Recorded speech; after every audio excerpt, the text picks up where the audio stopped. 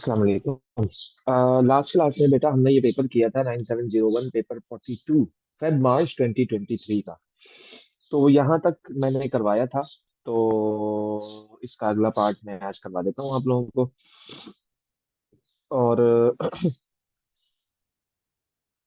अब ये कहता है कि V2+ can be oxidised by hydrogen peroxide, right? Okay.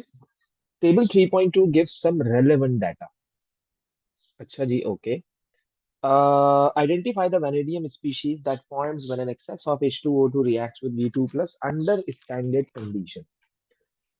अच्छा, इसमें इन्होंने जो टर्म्स यूज की हैं बेटा, दैट इज वेरी इंपॉर्टेंट। यानी कि अब आपको इक्वेशन दी हुई है यहाँ पर, और ये बात भी आप लोगों को पता है कि आपके पास जो H2O2 है, ये कौन है? ऑक्सीडाइजिंग एजेंट है ना भाई? ये जो H2O2 है, ये क्या है? ऑक्सीडाइजिंग एजेंट है। तो मैंने इसको लिखा कि ऑक्सीडाइजिंग एजेंट, राइट हो गया। अब ऑक्सीडाइजिंग एजेंट क्या करेगा? V2+ को रिड्यूस करेगा। तो ये क्या हो जाएगा? और इसको ऑक्सीडाइज करेगा। तो ये क्या हो जाएगा? ऑक्सीडाइज्ड। और ये खुद क्या हो जाएगा? Reduces itself. Reduced itself. Okay. तो जब H2O2 रिड्यूस होगा तो कुछ इस फॉर्मेट में चला जाएगा वो। और एक और मजे की बात मैं आपको बताऊं, ये जितनी भी इक्वेशंस आपको दी होती है ना बेटा, ये रिडक्शन पोटेंशियल्स होते हैं, रिडक्शन की इक्वेशंस होती है। इक्वेशन को लिखने का जो स्टैंडर्ड मेथड है, that is reduction form. Oxidation form में इक्वेशन को नहीं लिखते। Electron is always written electron is always written on the left hand side, means के every species going to gain electron.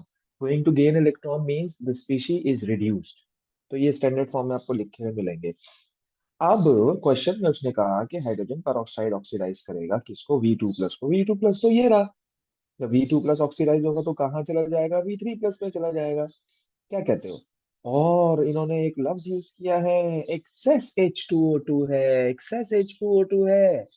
तो जब एक्सेस H2O2 होगा, तो जब V3+ बनेगा, सो V3+ is a part of the product of third equation. V3+ भी oxidise हो जाएगा तो ये उसमें चला जाएगा। बात समझ रहे हो? तो VO2+ is the product of the second equation. तो ये ऑक्सीडाइज होगा तो VO2 2+ में चला जाएगा। बात समझ रहे हो? तो फाइनल कौन बनेगा? ये बनेगा। क्योंकि एक्सेस यूज किया है मेरे भाई, एक्सेस यूज किया है। एक्सेस यूज किया है। बात समझ आ रही है भाई? शान से बात समझ आ रही है ना? एक्सेस यूज किया है बेटा, इन्होंने एक्सेस यूज किया है। ओके। अच्छा, अब मैं लिखूंगा क्या? इसने पूछा क्या है, कहता है कि जो है ना, identify the vanadium species that forms. तो भाई जब मैं स्पीशी लिखूंगा यहाँ पर, तो स्पीशी तो आपकी VO2+ होगी।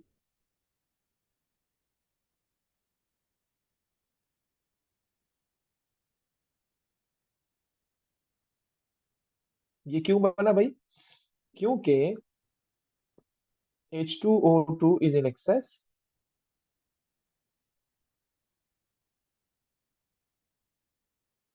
having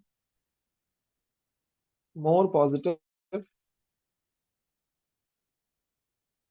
E naught value।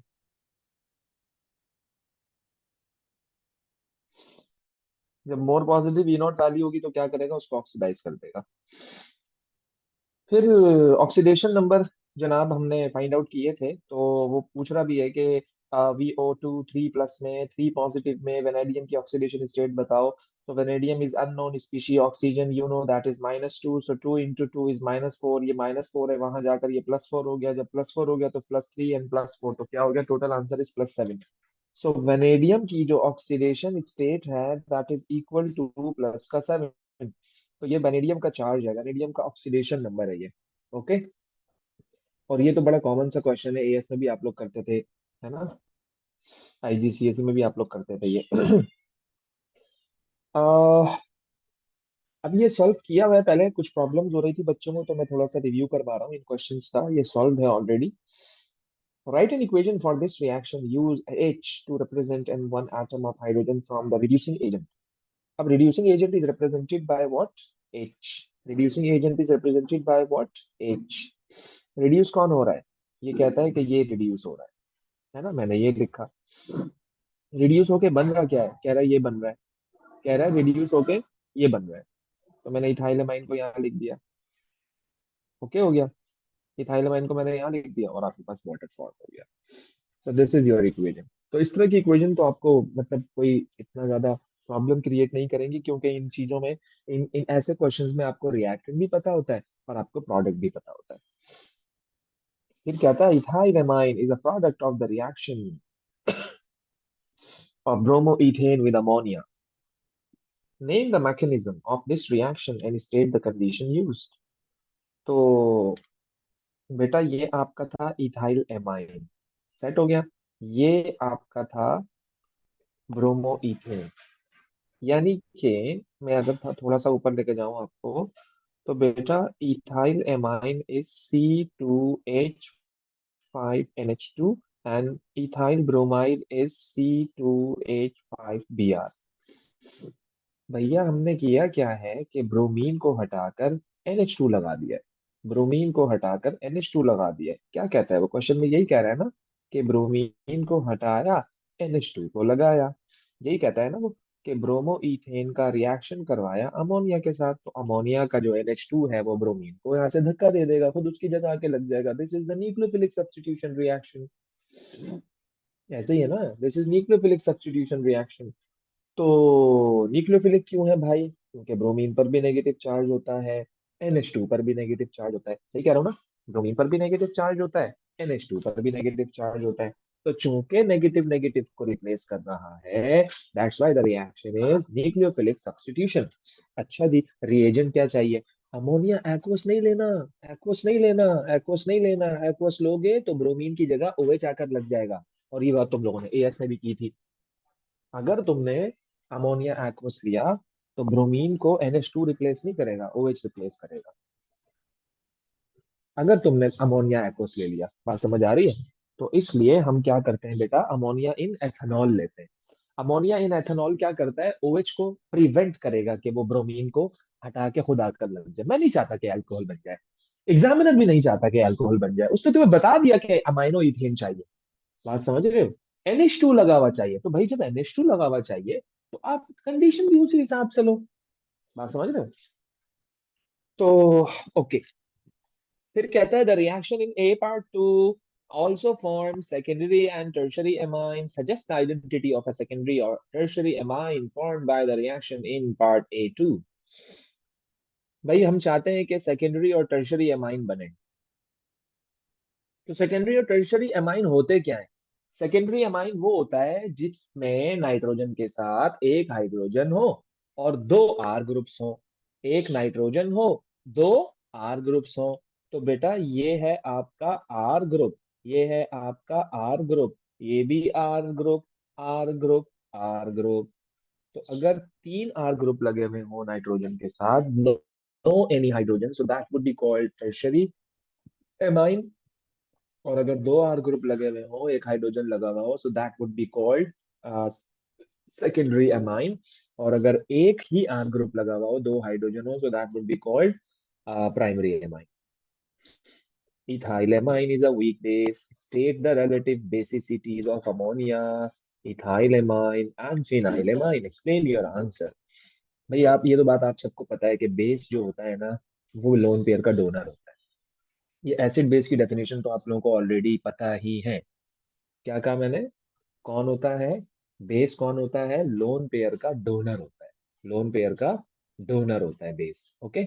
अगर इजीली लोन पेयर को डोनेट कर रहा है तो स्ट्रॉन्ग बेस है, और अगर मुश्किल से लोन पेयर को डोनेट कर रहा है तो घटिया वीक बेस है। क्या कहते हैं? अब हम ये देखेंगे कि किस बेस का लोन पेयर मोर अवेलेबल है और किस बेस का लोन पेयर लेस अवेलेबल है। अगर मोर अवेलेबल है, बेहतरीन हो गया जी, ये तो गुड बेस है। और अगर लोन पेयर है तो सही, लेकिन अवेलेबल नहीं है। इसका क्या मतलब होता है कि है लेकिन अवेलेबल नहीं है? मिसाल के तौर पर अगर तुम किसी नाइट्रोजन कंटेनिंग स्पीशी के साथ, जिसके पास लोन पेयर लगा हुआ हो, आप उसके साथ बेंजीन रिंग को लगा दो। बेंजीन रिंग तो बेचारा वैसे ही इलेक्ट्रॉन का भूखा होता है। क्या कहते हो? तो बेंजीन रिंग में डीलोकलाइज हो गया इलेक्ट्रॉन। बेंजीन रिंग में इलेक्ट्रॉन डीलोकलाइज हो गया, तो नाइट्रोजन का तो जो लोन पेयर था वो तो बेंजीन रिंग में डीलोकलाइज हो गया, तो अब डोनेट कैसे करेगा वो? तो इसको कहते हैं लेस अवेलेबल लोन पेयर। तो वो अच्छा बेस नहीं होता, वो वीक बेस होता है। बात समझ आ रही है? तो अब अपने पास तीन एग्जांपल्स हैं। एक अमोनिया है, एक इथाइल एमाइन है, और एक फिनाइल एमाइन है। तो ये जो फिनाइल अमाइन में जो नाइट्रोजन है ना, इसका लोन पेयर बेटा ये रिंग में चला जाता है, बेंजीन के रिंग में चला जाता है। मैंने लिखा है ना, lone pair is delocalise into the ring. जब ये लोन पेयर यहाँ था तो सही, लेकिन वहां जाके वो उस रिंग में जाके रिवॉल्व करने लग गया, डीलोकलाइज हो गया। तो बेटा ये अवेलेबल नहीं है अब लोन पेयर, तो ये तो वीक बेस है।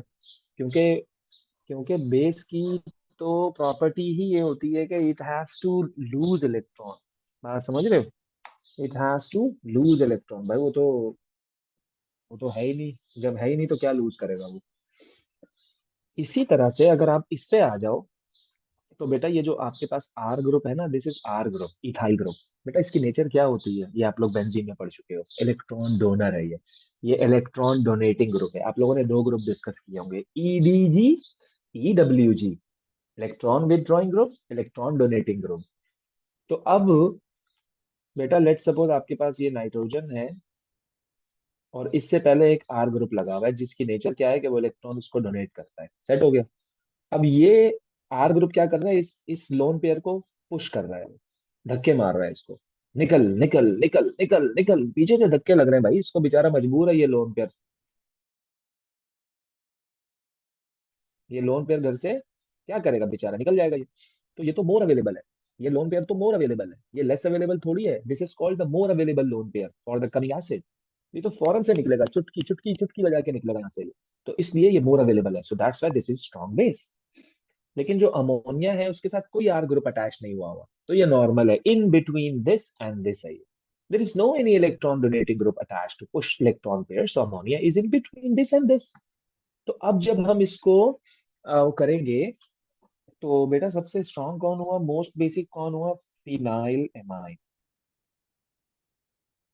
Phenyl amine. बीच का कौन हुआ? Ammonia.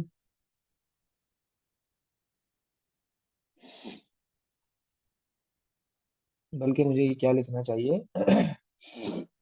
Most basic phenyl amine नहीं है भाई, इथाइल एमाइन है यार।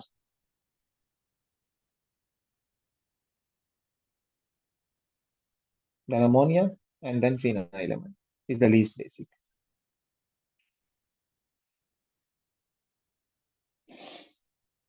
Pure phenylamine can be prepared from benzene in two steps. Draw the structure of the intermediate form. Draw the structure of the intermediate form. बेटा direct तो आप NH2 लगा ही नहीं सकते हो ना बेंजीन पे। अगर आप सोचो कि मैं डायरेक्ट NH2 लगा दूं तो इम्पॉसिबल। कैसे लगा दिया आपने, किस चीज से रिएक्शन करवाया, मतलब क्या? ऐसा नहीं है कि केमिस्ट्री में कुछ भी चल रहा है। या अब यहाँ पर बहुत सारे बच्चों के डिफरेंट क्वेश्चन, सर हमें कैसे पता लगेगा? अबे तो तुम्हें ये तो पता है ना कि बेंजीन में हमने रिएक्शंस क्या क्या डिस्कस किए थे।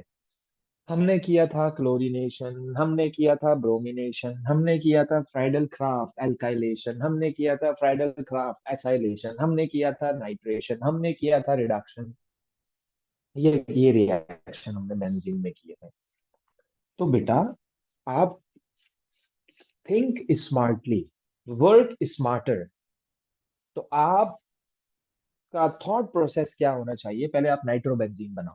नाइट्रोबेंजीन बनाना तो is not a big deal, है ना, is not a big deal. आप नाइट्रेशन करवा लो। बेंजीन नाइट्रेशन कैसे करवाएं? नाइट्रिक एसिड डाल दो। नाइट्रिक एसिड क्यों डालें? NO2 कहाँ से आएगा? घर से लेकर आओगे NO2? NO2 कहाँ से आएगा? नाइट्रिक एसिड से। कैटलिस्ट डालें? बिल्कुल डालें। कौन डालेगा? हम डालेंगे sulphuric acid. Sulphuric acid is a catalyst, but nitric acid is a reagent जहां से NO2 आ रहा है। उसको स्पीड अप करने के लिए हम सल्फ्यूरिक एसिड डाल रहे हैं। अच्छा जी, ओके, आपका नाइट्रोबेंजीन बन गया, यानी कि बेंजीन रिंग पर NO2 ग्रुप आकर अटैच्ड हो गया। सेट हो गया जी, ओके हो गया। अब आप NO2 ग्रुप को रिड्यूस करा दो। Reduction is loss of oxygen, addition of hydrogen. कैसा? मसला ही नहीं है कोई। तो दो स्टेप में हमने क्या किया, इथाइल एमाइन को बना लिया in two steps. Draw the structure of the intermediate compound, suggest reagents and condition for each step. है ना भाई? सही है? आगे चले। फिर क्या कहता है कि फिर क्या कहता है कि draw the structure of W, the organic product of reaction one. भाई रिएक्शन वन में क्या हो रहा है बेटा आपके पास? ये रिएक्शन वन है, इसका ब्रोमिनेशन हो रहा है। इसका क्या हो रहा है? ब्रोमिनेशन हो रहा है। जाहिर सी बात है बेंजीन रिंग पर ब्रोमीन आकर लगेगा, लेकिन सवाल ये है कि कहाँ लगेगा। तो इसके लिए आपको पता होना चाहिए कि पहले से बेंजीन ग्रुप पर कौन अटैच है। इसकी तो मिसाल वही है ना। भाई आप सुबह सुबह अपनी क्लास में गए, कॉलेज गए, और आपने देखा कि क्लास खाली है, जहाँ दिल करे बैठो यार, बादशाह हो अभी तुम बादशाह हो। अब अब जब तुम, आज छुट्टी होगी कॉलेज की, अब जब तुम कल गए क्लास में, तुमने देखा यार पहले से कोई बदमाश बच्चा बैठा है, हर क्लास में बदमाश होता है ना एक। तो अब तुमने देखा यार पहले से एक बच्चा बैठा हुआ है। अच्छा जी, ओके। अब तुम्हारी मर्जी नहीं चलेगी, उस दादा की मर्जी चलेगी, उस डॉन की मर्जी चलेगी। चल भाई इधर बैठ, है ना, कुछ बच्चे डरते हैं ना, और उधर बैठ भाई, चल शाबाश, इधर जगह नहीं है। तो तुम बिल्कुल भीगी बिल्ली बन के वहां जाके बैठ जाओ। मतलब एक एग्जांपल दे रहा हूँ, रिलेट करवा रहा हूँ मैं। तो ये जो अमोनिया लगा हुआ है ना बेटा, NH2 ग्रुप, ये बदमाश है क्लास का। अब ये डिसाइड करेगा कि आने वाले ब्रोमीन को कहाँ जाना है। तो बेटा ये जो NH2 है ना, इसकी नेचर है इलेक्ट्रॉन डोनेटिंग ग्रुप है, ये इलेक्ट्रॉन विदड्रॉइंग नहीं है। अच्छा ये तुम्हें पता होना चाहिए, ये मैंने तुम्हें याद है एक हिंट बताई थी। जिन ग्रुप्स के ऊपर लोन पेयर होता है वो इलेक्ट्रॉन डोनेटिंग ग्रुप होते हैं बेटा। तो इसके पास एक लोन पेयर है, so this is electron donating group. Electron donating group आने वाले को कहाँ भेजेगा? 2 4 6 पर। This is 1, this is 2, this is 3, this is 4, this is 5, this is 6। तो इसलिए मैंने 2 4 6 पर ब्रोमीन लगाया है। ज्यादा ब्रोमीन इसलिए लगाया क्योंकि इन्होंने एक्सेस लिखा है, एक्सेस नहीं लिखते मैं एक जगह ब्रोमीन लगाता। सो 1 2 3 4 5 6 2 4 6 ट्राई ब्रोमोफिनॉल बना दिया मैंने। ओके, होपफुली समझ आ गया होगा। भाई रिएजेंट बताइए, रिएक्शन टू में क्या हो रहा है? भाई रिएक्शन टू में NH2 कन्वर्ट हो गया किसमें? इसमें। अच्छा अब ये रिएक्शन तुमने कहाँ डिस्कस किया था बेटा? फिनॉल में भी किया होगा, और ऑर्गेनिक नाइट्रोजन कंपाउंड्स में भी आपने डिस्कस किया होगा इसे। बेसिकली ये एजो डाई, जब हम पढ़ाते थे ना, एजो डाई, एजो डाई, तो एजो डाई डायरेक्ट नहीं बनती थी। पहले आपके पास डायजोनियम सॉल्ट बनता था। पहले आपके पास क्या बनता था? डायजोनियम सॉल्ट बनता था। डायरेक्ट तो नहीं बनती थी ना बेटा एजो डाई। तो पहले डायजोनियम सॉल्ट बनता था। तो बेसिकली ये डायजोनियम सॉल्ट ही है। डायजोनियम सॉल्ट क्या होता है? Di means two, azo means nitrogen, और यम का मतलब उस पर जब पॉजिटिव चार्ज हो। तीन चीजें हैं यहाँ पर। डाई का मतलब टू, एजो का मतलब नाइट्रोजन, एंड यम का मतलब जिस पर पॉजिटिव चार्ज हो। तो अब जब आपके पास NH2 ग्रुप है ना बेटा, आप NH2 ग्रुप का रिएक्शन करवा दो किसके साथ? NH2 ग्रुप का आप रिएक्शन करवा दो किसके साथ कि आपके पास ये बन जाए। अब जब मैं इसका ओपन स्ट्रक्चर बनाऊंगा ना, तो ये जो है ना बेटा, बेसिकली ये है। तो इसको बैलेंस करने के लिए Cl लगाया हुआ है। तो ये ग्रुप अगर तुम बनाना चाहते हो इससे, इससे, तो पता है किससे रिएक्शन कराओ बेटा? इससे करवाओ। सर ये कैसे पता लगेगा? तो बेटा याद करना होगा, कुछ चीजें याद भी करनी होंगी, ऑब्वियस सी बात है। तो याद होगा तो ये तुम कर पाओगे। तो ये कॉन्सेप्ट तो है, वो मैं मान रहा हूँ, लेकिन जब आपको पता ही नहीं होगा तो उस कॉन्सेप्ट का फिर कोई फायदा नहीं। बात समझ रहे हो? तो मेमोराइजेशन इज ऑल्सो इम्पोर्टेंट। अच्छा जी, ओके। फिर क्या कहता है कि benzene diazonium chloride and X react together. X कौन है भाई? Okay, this is X. Benzene di, ये एक तो ये है और एक एक्स। फिर क्या कह रहा है कि react together in reaction 4 to form Y an azo compound. Name X the organic product of reaction 3। अब मैं आप लोगों को फिर एक बात बताऊंगा बेटा, ये भी आप लोगों ने पहले किया हुआ है। अच्छा, प्लीज रिवाइज डायजोनियम सॉल्ट वाला टॉपिक।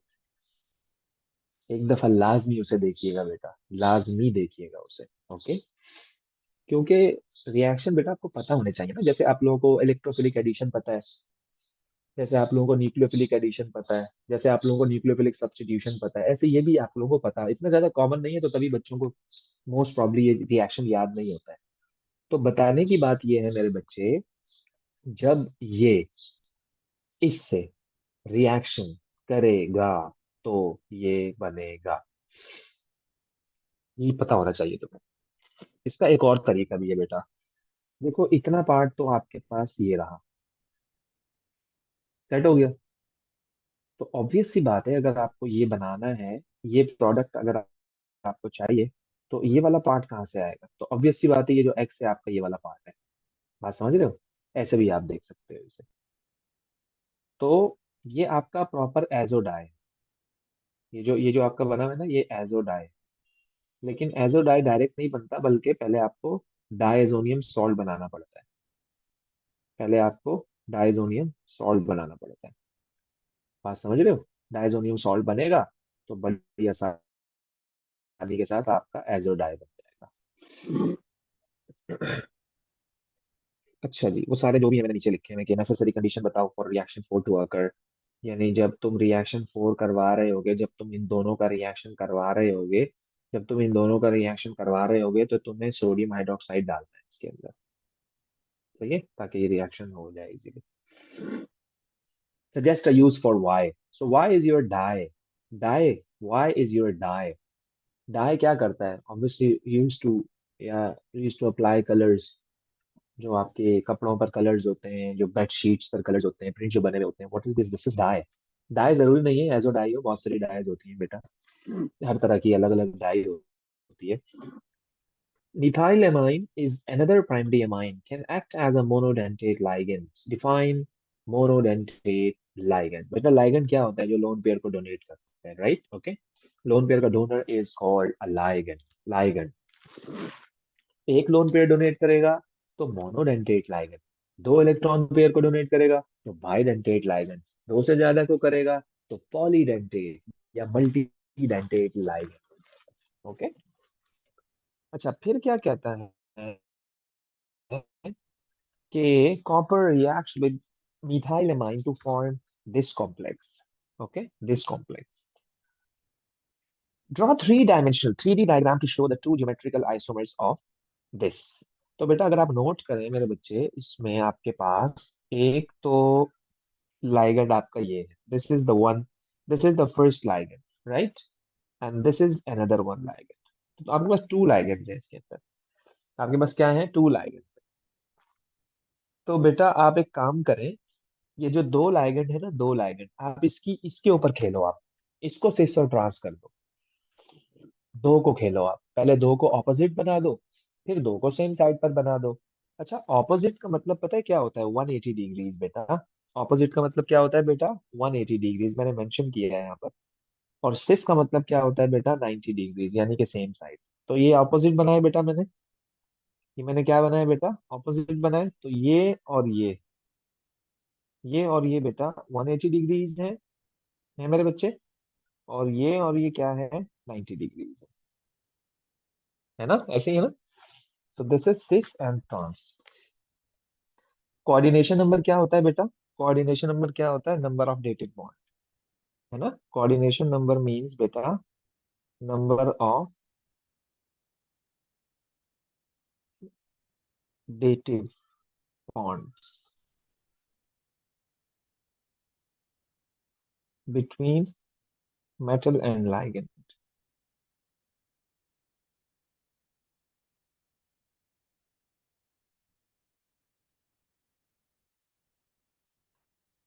ओके बेटा, केस टैब्स दिए हैं आपको। ये भी दिया हुआ है, ये भी दिया हुआ है, ये भी दिया हुआ है। Give the units of case tab for equilibrium one. तो इक्विलिब्रियम वन आपके पास ये है।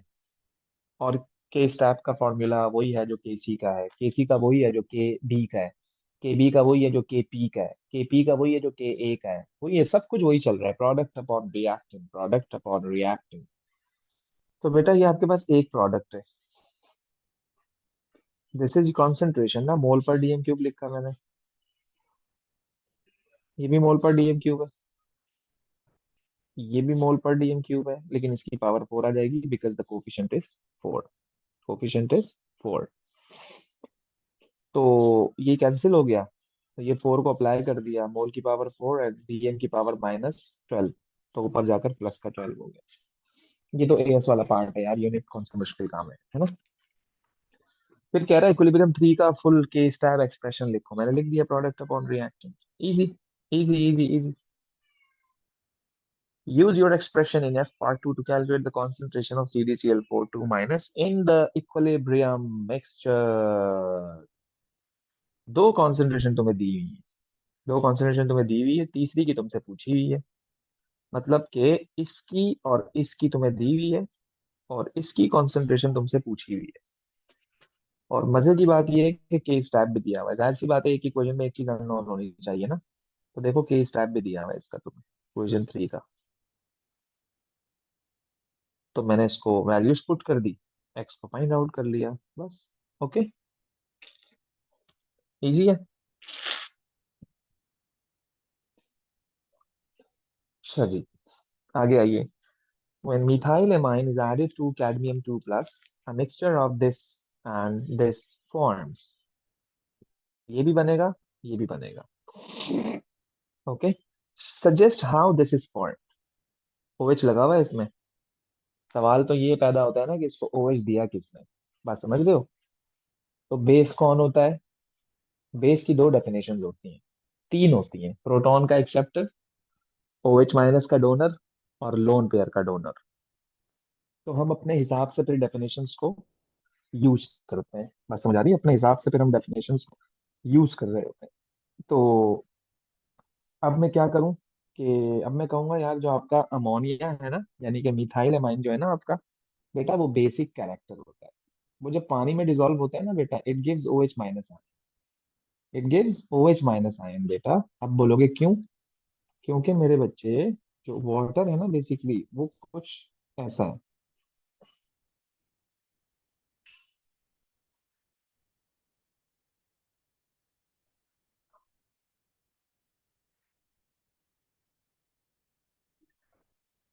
बेसिकली जब ये यहाँ से ब्रेक डाउन होता है ना, ये जो अमोनिया के नाइट्रोजन के ऊपर लोन पेयर है ना, वो क्या करेगा, इस हाइड्रोजन को एक्सेप्ट कर लेगा।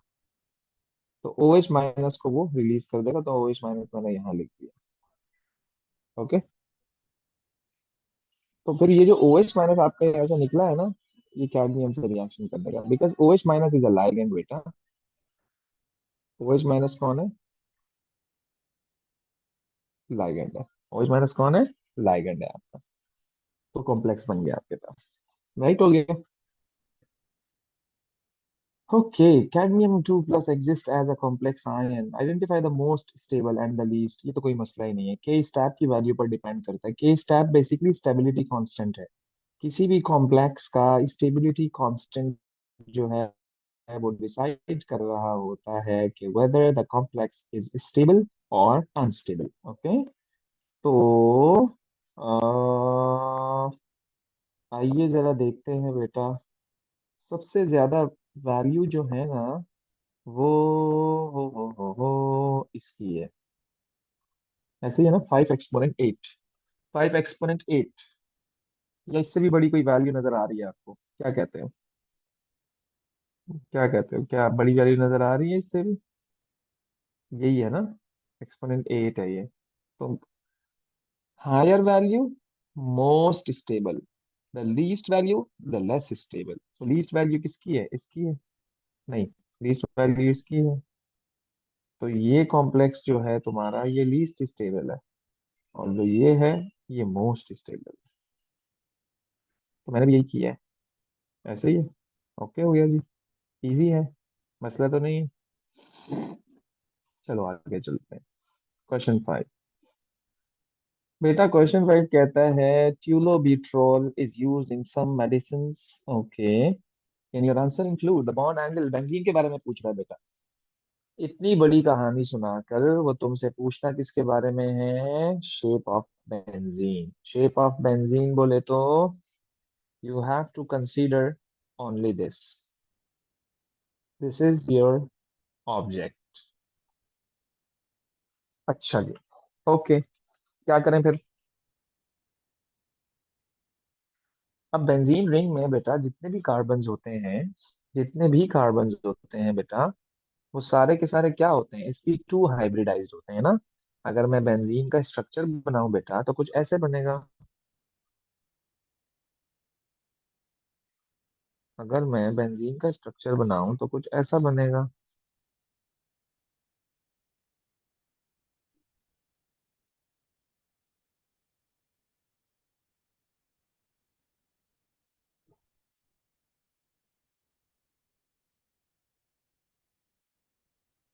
सही है, ये कार्बन है सारे। अब आपको पता है कि डबल बॉन्ड होता है बेंजीन रिंग में, तो हर कार्बन पर एक पी ऑर्बिटल होता है, पी ऑर्बिटल।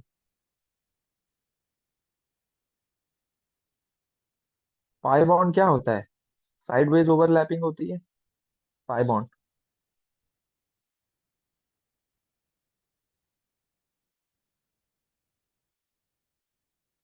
ओके।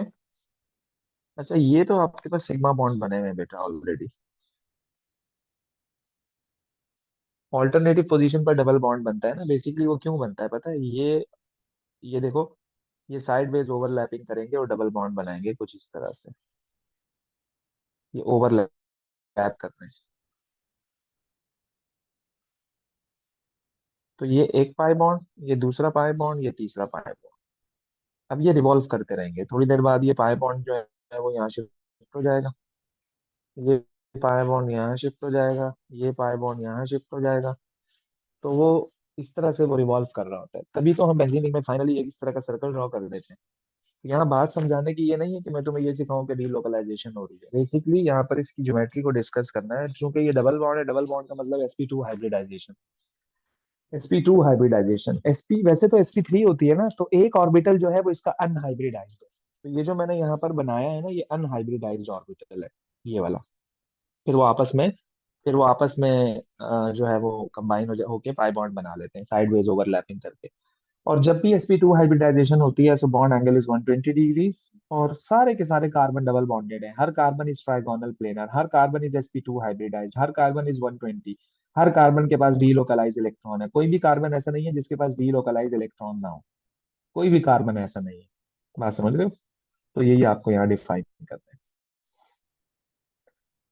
फिर कहता है, इन a synthesis of this, the first step involved the formation of chlorobenzene. Benzene reacts with chlorine in the presence of AlCl3 catalyst। भाई बताओ जरा, Cl प्लस कैसे बना? यानी कि तुम्हारा जो इलेक्ट्रोफाइल है वो कैसे जनरेट हुआ? Basically this is the formation of electrophile. तो ऑब्वियसली जब तुम्हारे क्लोरीन ने AlCl3 से रिएक्शन किया तो AlCl4 माइनस बना और क्लोरीन Cl प्लस बना। इसी तरह से आपको याद हो, अगर Br प्लस भी बनता था, इसी तरह से CH3 प्लस भी बनता था, इसी तरह से CH3 C double bond O positive भी बनता था। बात समझ रहे हो? कैटलिस्ट सब में सेम यूज होता था। तो जब Cl प्लस बन गया तो अब बेंजीन से रिएक्शन करके ये फाइनल प्रोडक्ट बनाएगा। तो बेंजीन रिंग के पास जो है वो इलेक्ट्रॉन काफी ज्यादा होते हैं। तो बेंजीन रिंग ने इसको अटैक किया, पॉजिटिव स्पीशी पर इलेक्ट्रॉन्स ने अटैक किया। अब क्लोरीन जब यहाँ आकर अटैच हुआ, ऑब्वियस सी बात है कि इसमें से दो इलेक्ट्रॉन निकल के इस क्लोरीन के पास चले गए। ये जो नया बॉन्ड बना है ना क्लोरीन का, one bond is equal to two electrons. One bond is equal to two electrons. ये जो नया बॉन्ड बना है उसमें दो इलेक्ट्रॉन है, वो जो यहाँ पर थे वो इलेक्ट्रॉन उसने ऊपर आके क्लोरीन से बॉन्ड बना लिया। तो दो इलेक्ट्रॉन कम हो गए बेंजीन रिंग में। अच्छा खासा वो स्टेबल था, आपने उसको अनस्टेबल कर दिया बेंजीन रिंग को। तो बेंजीन रिंग से चूंकि इलेक्ट्रॉन कम हुए हैं, तो आप बेंजीन के पेट में पॉजिटिव चार्ज बनाओ, विच मीन्स दैट कि इसने इलेक्ट्रॉन का लॉस किया है, तो इसको पॉजिटिव चार्ज यानी कि पॉजिटिव हो गया। Positive means lack of electron. अब benzene ring is highly unstable, this is called intermediate. अब आप इसको स्टेबल करने के लिए क्या करोगे? ये जो हाइड्रोजन है ना, हाइड्रोजन, ये खुद ब खुद इसको इलेक्ट्रॉन देके रिंग को स्टेबलाइज कर देगा और खुद in the form of H positive बाहर निकल जाएगा और आपके पास ये प्रोडक्ट बन जाएगी। सही है। Mechanism. Benzene does electrophilic substitution reaction always. जब भी बेंजीन रिंग पर कोई चीज आकर अटैच हो तो बेटा आप लोग कहोगे this is electrophilic substitution, right? Okay. तो बेंजीन रिंग पर अभी कौन आकर अटैच हुआ है? ये पूरी चीज बेंजीन रिंग पर आकर लगी है। So that's why this was your electrophile. This was your electrophile। और इसके इससे पहले यहाँ पर कौन अटैच था? इससे पहले यहाँ पर कौन अटैच था? Hydrogen. So basically hydrogen is substituted by this group।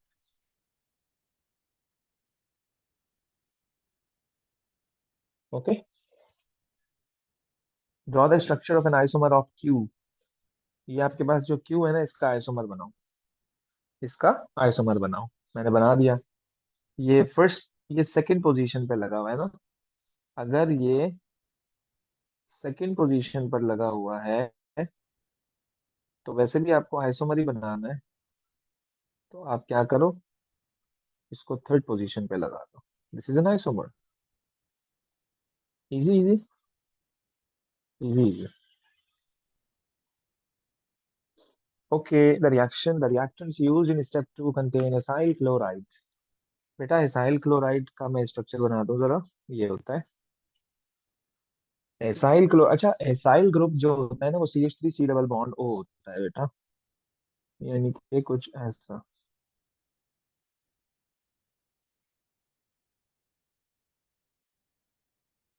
और बेटा जो एल्काइल क्लोराइड होता है ना मेरे बच्चे, वो कुछ ऐसा होता है।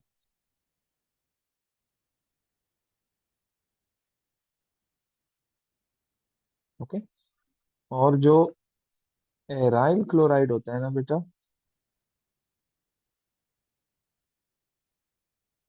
वो कुछ ऐसा होता है।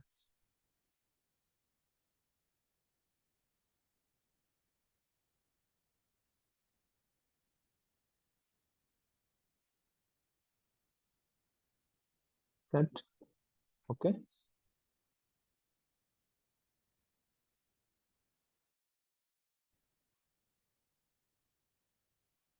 तो अब वो पूछता क्या है कि इजी टू हाइड्रोलाइज कौन है।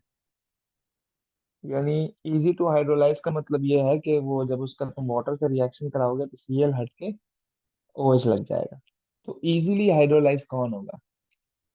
बेटा इजीली हाइड्रोलाइज वो होगा जिसका CCl का बॉन्ड वीक होगा।